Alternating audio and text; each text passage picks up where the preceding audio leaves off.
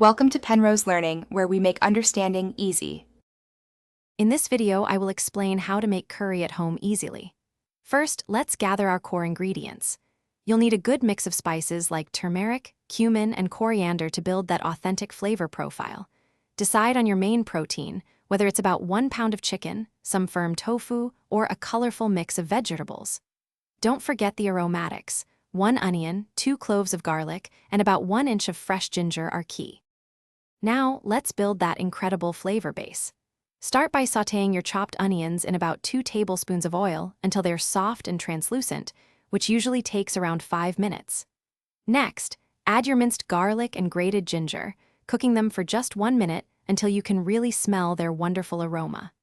Finally, stir in your dry spices, toasting them for about 30 seconds to truly unlock their full potential.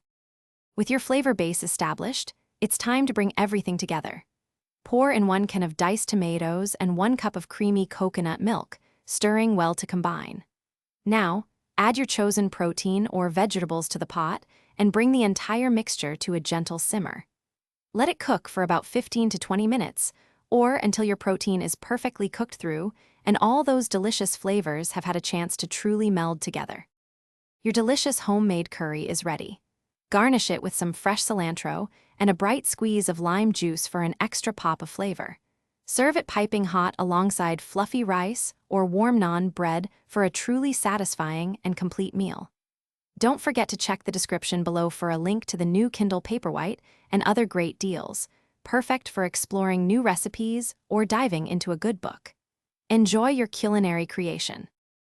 Thanks for watching. If this was helpful, leave a like and consider subscribing. See you next time.